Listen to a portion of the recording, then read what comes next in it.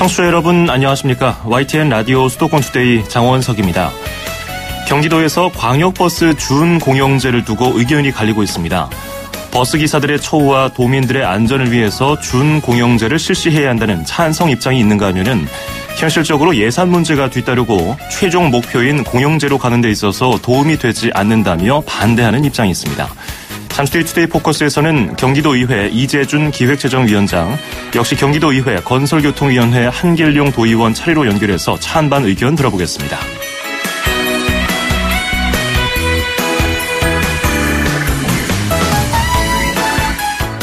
오늘 아침 앵커가 뽑은 수도권 뉴스입니다.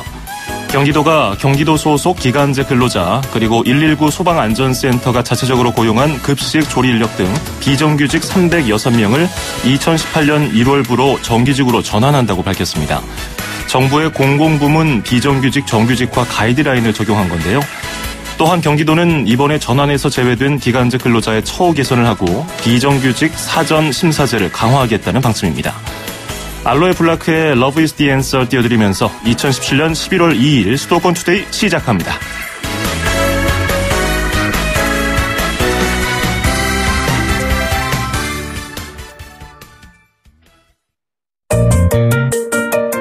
음악과 수도권 뉴스가 한방에 수도권 전문 방송 수도권 투데이.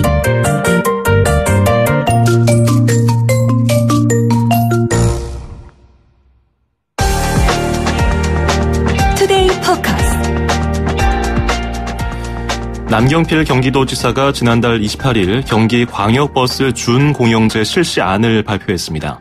하지만 성남시와 고양시 등 경기도 내 일부 시에서는 허점이 많다면서 준공영제 협약 체결 사항정을 보류해야 한다는 입장입니다.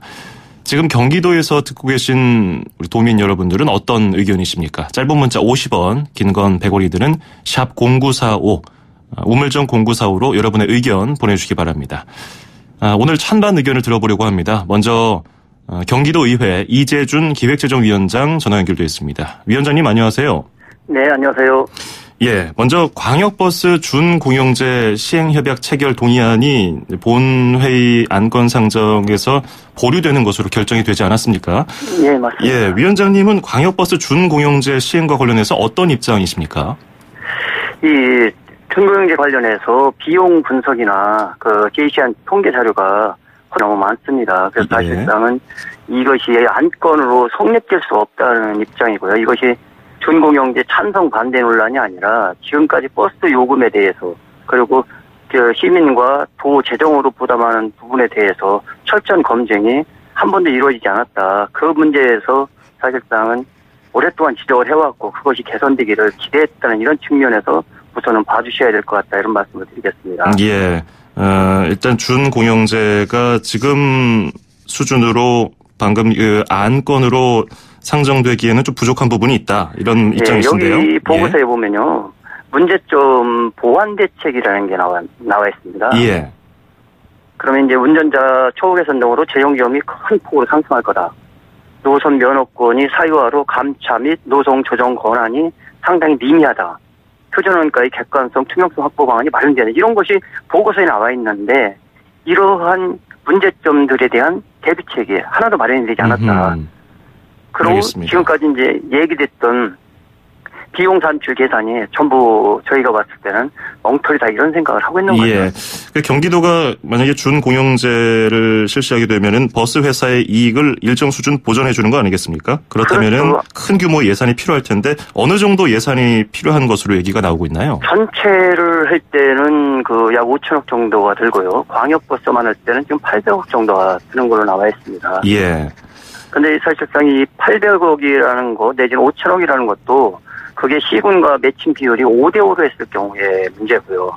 사실 지금 현재 환승할인 보조금이나 이것이 3대7입니다. 예. 그것도 따라서 5대5로 증액을 해줄 경우에는 그것이 이제 약 20% 이상이 더 또 올라가야 되는 부분이 생기는 거죠. 그런 것들에 대한 대비책이 전혀 없고. 예. 그 다음에 이제 여기에서 대당 9만 원씩을 지원하도록 되어 있거든요. 예. 근데 아시다시피 광역버스는 2015년 6월 말부로 400원이 올랐습니다. 20%가 상승이 됐죠. 엄청난 거죠. 그때 당시 논리도 뭐냐면 그때가 이제 세월호 참사 이후에 예. 입석을 하면 고속도로 운행할 때 상당히 위험하다. 그래서 입석을 없애겠다는 취지에서 이것이 된 겁니다. 예. 근데 지금 입석 금지를 하나도 안 하고 또 이번에 그 엠버스 사고가 일어나니까 또 승객의 안전을 위해서 준공영제를 해야 된다. 그러니까 이것이 철저하게 검증된 것이 아니라 어떤 사건만 일어나면 그거에 대한 대비책으로 재정 부어놓고 그다음에 버스 업체들의 그 수익금에 대한 검증은 아무것도 안 되고 이런 예. 식이거든요. 그래서 문제 제기를 하는 겁니다. 그렇군요. 또 일부 지자체 지자체장이라든지 뭐 부정적인 입장을 갖고 계신 분들은 준공영제를 시행했을 때 나중에 최종 목표인 공영제까지 이어지는데 어려움이 따를 것이라고 주장을 하고 있지 않습니까? 이거는 그러니까 어떤 근거에서 나온 얘기일까요? 지금 현재 서울시가 이제 준공영제 됐잖아요. 예. 근데 서울시 같은 경우는 시내버스 인허가권이 그 시장한테 있습니다. 그런데도 사실상 그 노선을 주도하거나 감찰할 때 상당히 어려운 거죠. 사실 그 인천 같은 경우는 준공영제임에도 불구하고 노선이 늘어났습니다. 예. 근데 이제 우리 경기도 같은 경우는 도지사가 그 면허권이 없어요. 시장군수한테 면허권이 있지. 예. 그러니까 이 광역버스 노선권을 시장군수가 그 동의하지 않는 한은 뺏어올 수가 없는 거예요. 예. 그러니까 더 어려운 구조인데도 그 노선권을 조정을 하겠다 이렇게 얘기를 하고 있는 거거든요. 그럼 권한 침해 문제가 또 생기는 겁니다.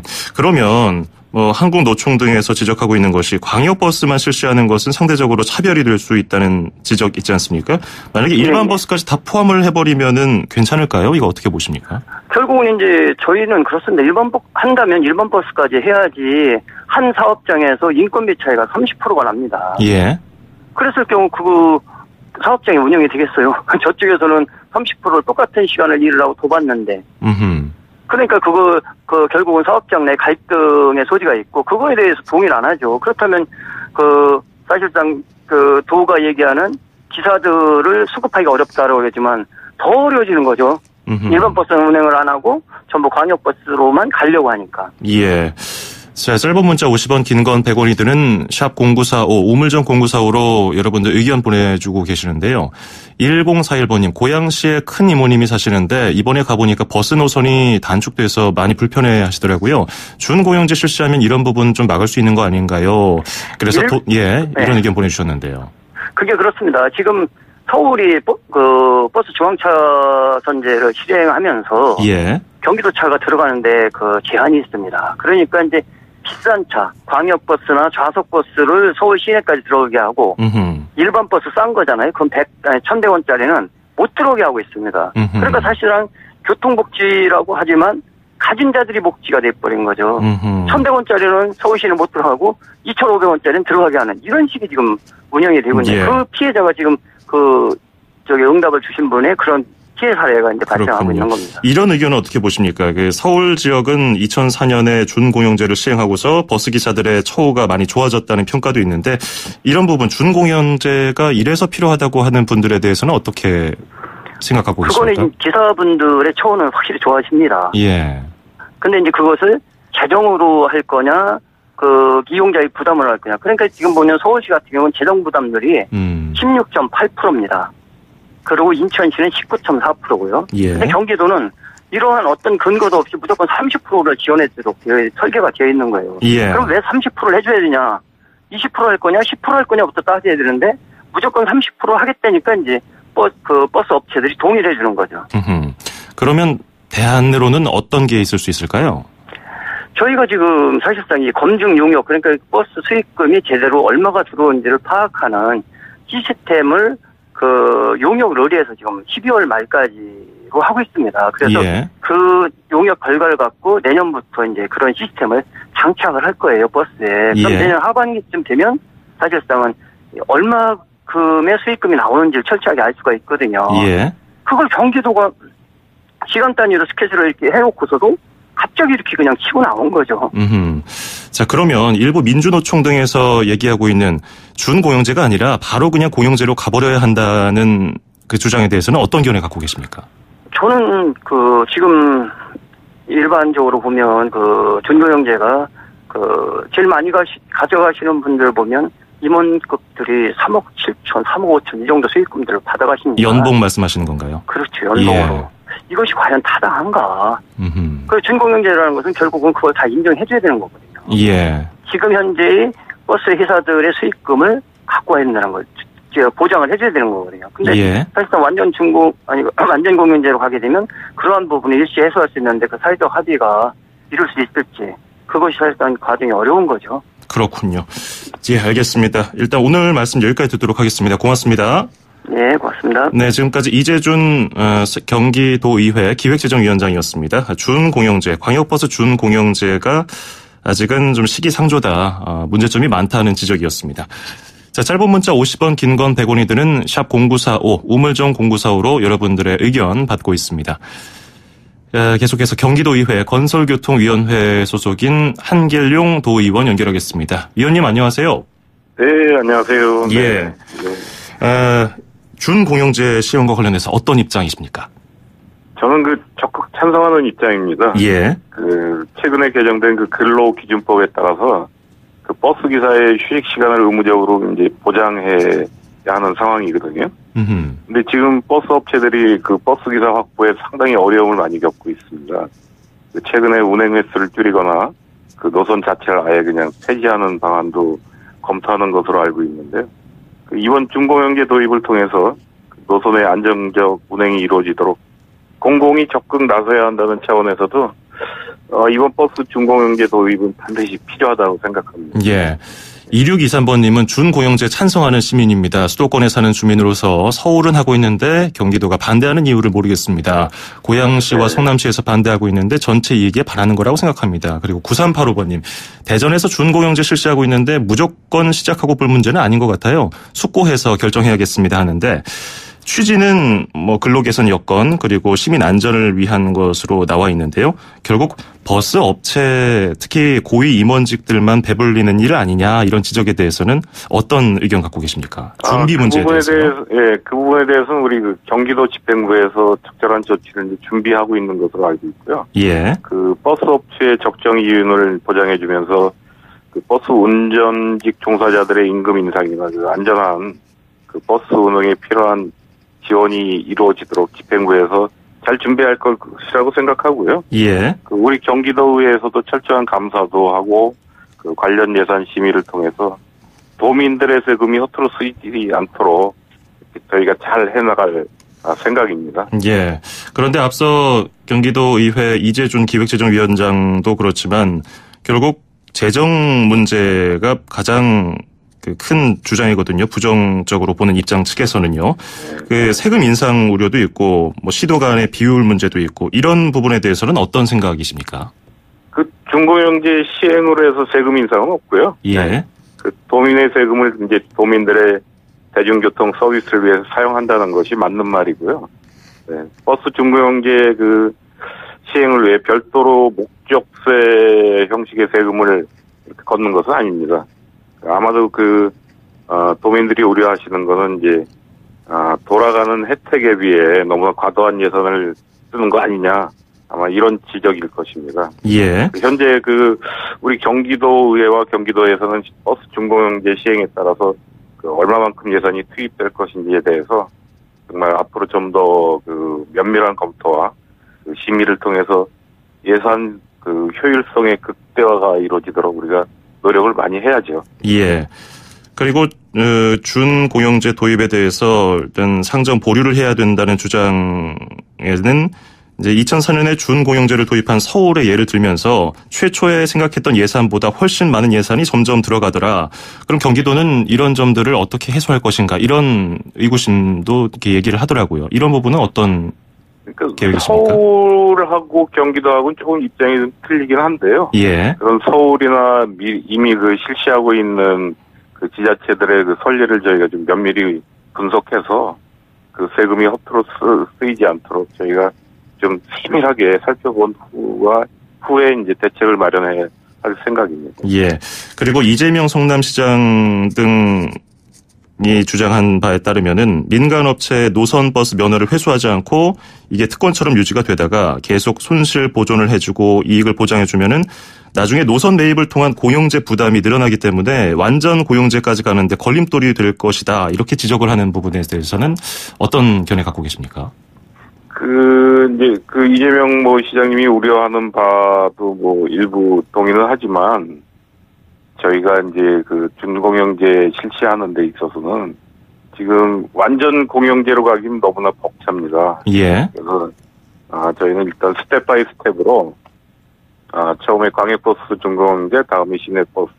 그러니까 나중에 재정적인 여건이 많이 확보되고 그러면 완전 공영제 가면 모를까. 지금은 상당히 어려운 부분이 있습니다. 그러면 앞서서 비용 계산이 잘못된 측면이 있다. 이런 생각을 갖고 있다고 말씀해 주셨는데 그러면 증세는 결국 불가피한 거 아니겠습니까? 증세를 통해서 완전 고용제를 할 수도 있는 방법도 있지만 예. 효율적으로 세금을 잘 이렇게 활용을 하면 증세 없이도 얼마든지 할 수 있다고 생각합니다. 예.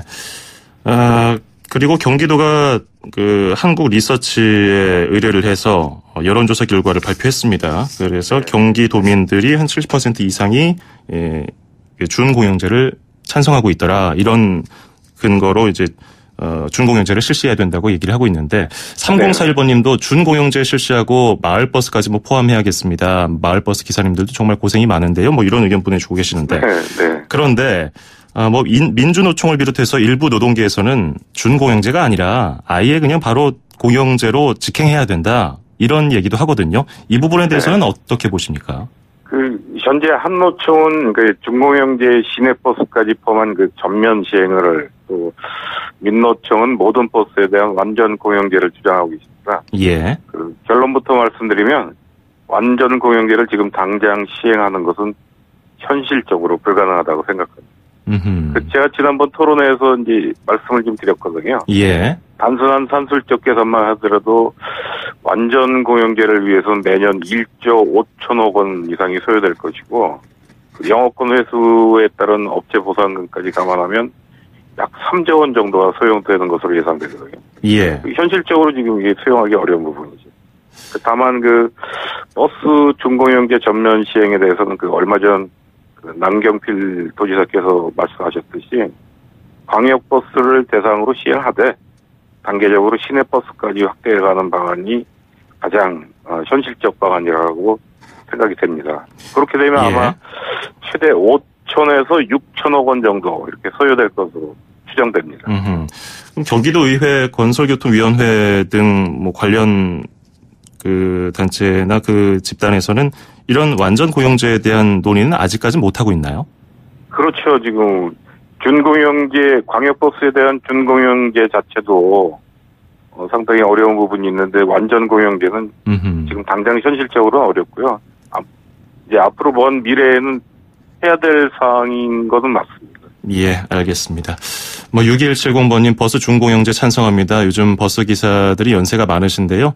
젊은 청년들에게 버스 기사 일자리가 돌아갈 수 있었으면 좋겠습니다. 이런 입장도 보내주고 계십니다. 네. 자, 오늘 말씀 예. 네, 한마디만 더 말씀드리면 이 버스 준공영제나 완전 공영제가 결국은 도민들의 생명과 안전을 위해서 하는 거지 다른 어떤 업체들을 배불리게 하는 건 절대 아니라고 생각해 주셨으면 감사하겠습니다. 예, 알겠습니다. 오늘 말씀 여기까지 듣죠. 고맙습니다. 네, 수고하세요. 네, 지금까지 준공영제, 광역버스 준공영제 찬성 입장인 경기도의회 건설교통위원회 한길용 도의원이었습니다.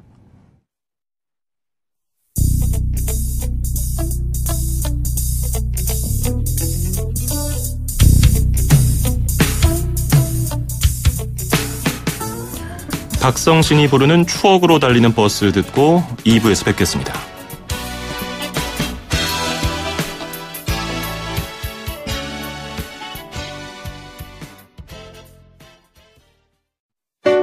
(2500만) 수도권 청취자를 위한 모든 소식이 한자리에 YTN 뉴스 FM 수도권 투데이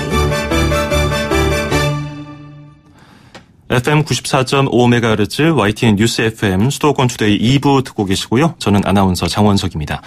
2부에는 수도권 사용 설명서 부동산 소식 그리고 서울시 소식이 연이어서 준비되어 있습니다. 부동산 소식 바로 들어보죠.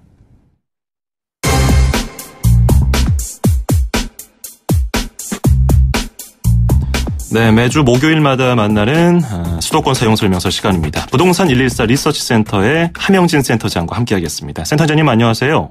네, 안녕하세요. 예, 얼마 전에 정부의 12사 가계부채 종합대책이 발표되고 이제 관련 규제가 내년부터 본격적으로 시행이 될 텐데요. 6.19 파리 대책 직후에도 그랬지만 요즘에 주택 거래가 급감하는 모습이죠. 예, 그렇습니다. 정부는 내년 1월부터 총부채 상환 비율 제도를 개선한 신 DTI를 시행하고 또 내년 하반기부터는 총부채 원리금 상환 비율을 도입해서 다주택자의 추가 대출 규제를 옥죄할 예정인데요. 예. 이외에도 재건축 초과이익 환수제 실시라든지 금리 인상 우려 그리고 아파트 입주 물량 급증 같은 여러 악재가 쏟아져서 거래 시장이 냉각되고 있습니다. 정부의 대출 규제 방안이 발표되자 서울 강남 재건축 아파트를 비롯해서 강북 역시 정부의 후속 조처에 촉각을 내세우면서 관망세가 짙어지고 있는데요. 실제 서울 부동산 정보광장의 아파트 거래 현황을 살펴보면 10월에 거래량이 3,463건 정도로 지난해 동기 12,878건 대비 3분의 1 수준으로 거래가 급감한 상황을 확인하실 수 있을 겁니다. 그리고 정부가 임대사업자 등록을 유도하겠다는 방침을 세운 바 있지 않습니까? 계속해서 얘기를 하고 있는데, 부동산 업계에서는 일단 다주택자들의 움직임이 향후 부동산 시장을 판가름할 것이다, 이렇게 예상을 하고 있더라고요. 매각할지, 임대사업자가 될지, 보유할지, 그렇죠? 예, 그렇습니다. 일단 다주택자들의 입장에서는 곧 정부가 발표할 주거복지 로드맵을 기다리고 있는 상황인데요. 주거복지 로드맵의 경우에는 다주택자들의 임대사업 등록 활성화 또는 전월세 대책 그리고 공공임대주택 공급계획 등의 내용을 발표할 전망입니다. 이 발표를 보고 매매를 할지 아니면 임대사업 등록을 할지 아니면 가족에게 증여할지 여부를 결정할 것으로 판단이 되는데요. 내년 4월 1일부터 다주택자 양도소득세 중과가 시행될 예정인데다 또 2주택자의 대출을 더 조이고 있죠. 그래서 다주택자가 차익을 실현할 가능성이 조만간 임박해 온다 이런 목소리가 높은데 내년 4월경 정도가 아마 변곡점이 될 전망입니다. 반면에 아직 주택이 없는 실소자 입장에서는 당장 내 집 마련이 급하지 않으면 주택 구매를 내년 이후로 미룰 것으로 예상이 되는데요. 예. 내년부터 가격 조정이 이루어지고 입주 물량이 늘어날 가능성이 있기 때문이라고 시장이 분석하고 있는데 상황은 조금 더 지켜보실 필요가 있겠습니다. 그렇군요. 또 정부에서는 임대사업자 등록을 할 때 혜택을 주는 등 해서 계속해서 이런 것을 유도할 것으로 보이는데 상황을 더 지켜봐야 될 것 같습니다. 자, 그리고 기존의 주택 시장은 앞서 말씀드린 것처럼 좀 위축된 모습인데 반면에 아파트 분양 시장은 상당히 뜨거워요. 지난 주말에 모델하우스 방문객이 수만 명이었다고요. 예, 저도 놀랐는데요. 10월 24일 가계부채 종합대책이 발표된 이후에 지난주 주말이었지만 처음으로 문을 연 서울 지역 5개 단지의 모델하우스에 약 10만 명의 예비 청약자들이 몰렸다고 합니다. 예. 정부의 강도 높은 부동산 대책에 이어서 내년부터 이제 금융권의 중도금 집단 대출 받기가 까다로워지기 때문에 자금력이 부족한 주택 수요자들이 분양 시장에 관심을 보이고 있는 것인데요. 현금이 부족해서 은행 중도금 대출을 활용해야 되는 일부 청약 대기자들은 내 집 마련 여건이 더욱 어려워질 수 있다는 우려가 커지면서 정부의 대출 규제 시행 이전에 오히려 주변 시세보다 낮은 분양가라든지 또는 이제 유리한 입지 조건이 있는 단지들 같은 경우 관심을 보이고 있는 것이라고 분석이 되고 있습니다. 여기에 건설사의 밀어내기 공급도 한창인데요. 가계부채 종합대책으로 주택도시 보증공사의 중도금 대출 보증 요건 강화라든지 또 보증비율 축소가 내년부터 사실상 적용될 예정이기 때문에 예. 그 이전의 공급을 좀 쏟아내려고 하는 움직임들이 있습니다. 그래서 실제 11월 한 달에만 약 전국에서 7만 6천여 가구의 아파트가 분양할 예정이라고 하는데요. 전년 동기랑 비교해 보면 거의 2배 이상 대규모 아파트가 공급되는 것이라고 할 수 있겠습니다. 그렇군요. 그리고 오피스텔 분양 과정에도 약간 변화가 있겠습니다. 지금은 별도 제약 없이 공개 모집 규정만 따라주면은 건설사나 사업 주체가 청약 방식을 마음대로 정할 수 있었는데 내년부터는 300실 이상 오피스텔은 인터넷으로 청약하는 등 좀 절차가 달라지죠? 예, 맞습니다. 지금은 대다수 오피스텔이 모델하우스의 청약을 받고 있는데요. 하지만 이제 건축물 분야에 관한 법률 시행령이라든지 시행규칙이 11월 입법 예고되면 내년 1월부터 관련 규제가 강화됩니다. 300실 이상 아파트 분양은 인터넷 청약이 의무화되고요. 청약 접수 방법과 장소 그리고 청약 신청금 액수와 환불일 그리고 신탁 사업의 경우에는 위탁자 등도 공개 항목으로 편입될 예정입니다. 그러면 건설사가 무리하게 과도한 경쟁 심리를 유발하거나 줄 세우기를 통해서 의도적으로 청약 열기를 과대 포장하는 것이 어려워진다고 할 수 있겠는데요. 이 외에 오피스텔의 관리비 과다 부과로 인해서 문제가 발생하는 것을 미연에 방지하기 위해서 오피스텔 관리 규약을 이제 분양 계약서에 포함시켜서 계약자들에게 사전 통지하도록 할 예정이라고 하니까 이런 부분들은 오피스텔 분양받는 수분양자 입장에서는 반가운 내용이라고 할 수 있겠습니다. 그렇군요. 오늘 여기까지 듣겠습니다. 고맙습니다. 예, 고맙습니다. 네, 지금까지 부동산 114 리서치센터의 함영진 센터장이었습니다. 2,500만 수도권 청취자들의 살맛 나는 오늘 하루를 위해 수도권 투데이가 여러분을 응원합니다. 꼭 알아두어야 할 수도권 핫 이슈를 쉽고 자세하게 들여다보는 투데이 포커스. 수도권 청취자 여러분들의 귀와 입이 되어드리는 코너 운수대통 만사형통 통통 메시지. 그리고 서울, 경기, 인천의 가장 중요한 행정 소식을 가장 발빠르게 짚어보는 수도권 행정 탐방까지. 똑 소리나는 수도권 라이프를 원하신다면 지금 듣고 계시는 94.5MHz YTN 뉴스 FM 수도권 투데이. 월요일부터 금요일까지 매일 아침 9시 10분 놓치지 마세요. 참, 수도권 투데이의 문을 두드리고 싶은 청취자 여러분께서는 지금 주저하지 마시고 짧은 문자 50원, 긴 문자 100원에 샵 0945 우물정 0945로 문자 메시지를 보내주세요. 수도권 투데이는 청취자 여러분과 늘 함께하고 있습니다. 평일 오전 9시 10분 94.5MHz YTN 뉴스 FM 수도권 투데이. 청취자 여러분과 늘 함께합니다.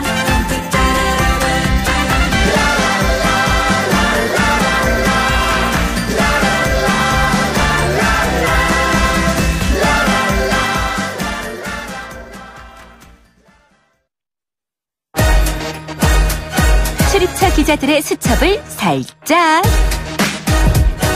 가장 빠른 수도권 소식을 전해드립니다. 여기는 출입처입니다. 네, 출입처로 가보는 시간, 오늘은 서울시청으로 가보겠습니다. YTN 홍주혜 기자 연결하죠. 안녕하세요. 네, 안녕하세요. 예, 요즘에 전기차 또 수소차 같은 친환경차에 대한 관심이 나날이 높아지고 있는데요. 지금 서울의 전기차가 얼마나 됩니까? 지난 9월 기준 서울에 등록된 전기차는 3,530대입니다. 계약을 마치고 출고를 기다리고 있는 차까지 합치면 5,500대가 됩니다. 서울시는 전기차 보급량을 5년 뒤인 오는 2022년까지 5만 대, 2025년엔 10만 대 이상까지 끌어올릴 계획입니다. 예. 전기차 10만 대 시대. 지금 출고까지 합쳐도 5,500대니까 아직 좀 먼 것 같기도 한데요. 이를 위해서 정책도 뒷받침돼야 될 것 같아요. 네, 서울시부터 솔선에 나섭니다. 서울시에 관용차가 4,800여 대 있는데 전환할 수 있는 경우라면 모두 전기차로 교체할 계획입니다. 하지만 전기차 10만 대 시대를 열려면 민간 차량이 얼마나 전기차로 돌아서느냐가 관건이겠죠. 예. 서울시는 정부 정책과 연계해 보조금 지원도 지속한다고 밝혔습니다. 하지만 보조금 지원 비율은 점차 조정, 축소해 나갈 예정인데요. 이에 따라 재정적으로 여유가 생기는 부분은 자주 운행되고 대기질 개선 효과가 큰 버스와 택배용 트럭 등 공공성 상용차 분야에 투입합니다. 우선 내년 시내버스 30대를 시범적으로 전기차로 전환할 방침입니다. 근데 지금 친환경차를 사면은 보조금이 붙어서 뭐 가격적으로 나쁘지 않다고 하더라도 충전 시설이 부족해서 좀 주저하게 되는 경우가 많잖아요. 네, 맞습니다. 서울시도 전기차 10만 대 시대를 맞이하려면 그 부분이 해결돼야 한다는 점을 잘 알고 있습니다. 예. 때문에 공용 인프라를 확충해 충전 불안을 해소하는 데 역점을 두고 있는데요. 먼저 급속 충전기 10여 기가 한 곳에 모여있는 집중 충전소 10곳을 오는 2019년까지 설치하기로 했습니다. 서울형 집중 충전소는 24시간 운영되고 주차바 등의 간섭이 없는 무장애 공간입니다. 또 오는 2025년까지 주유소, 자치구청사, 대형 주차장 등의 급속 충전기도 1,500기 이상 갖출 예정입니다. 그렇군요. 그리고 미술 작품 하면은 뭐 예전보다는 많이 나아졌는데 여전히 뭐 미술관을 찾아야 볼 수 있는 뭐 이 정도로 생각이 듭니다만은 서울로 들어오는 길목에 미술 작품이 세워진다고요? 네, 서울을 찾는 방문객들에게 환영의 뜻을 전하면서 서울의 첫인상을 심어주는 공공미술 작품인데요. 인천공항이나 김포공항에서 서울로 들어올 때 주로 지나는 방화대교 남단 한강공원 강서지구에 설치될 예정입니다. 작가 4명이 지명 공모에 참여해서 서울과 경계, 환영 등이 갖는 의미를 자유롭게 상상해서 작품을 기획했습니다.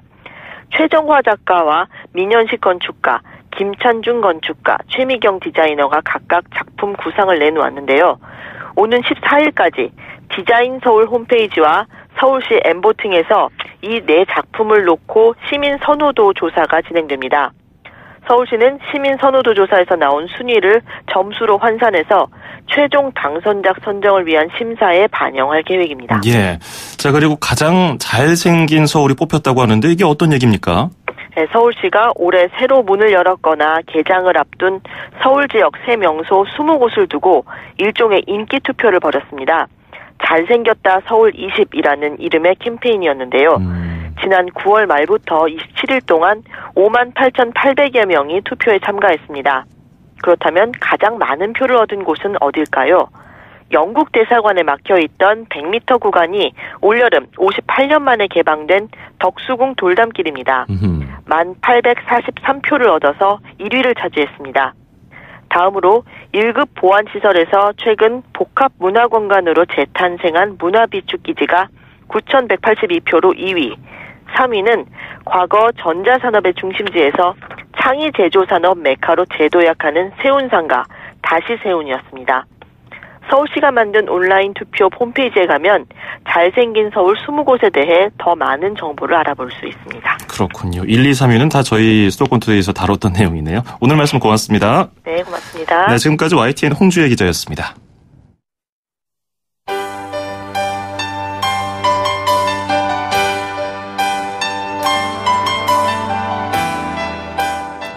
수도권투데이 오늘 준비한 소식은 여기까지입니다. 끝으로 에어서플라이의 Making Love Out of Nothing at All 띄워드리면서 저는 인사드리겠습니다. 내일 아침 9시 10분에 뵙죠. 장원석이었습니다. 고맙습니다.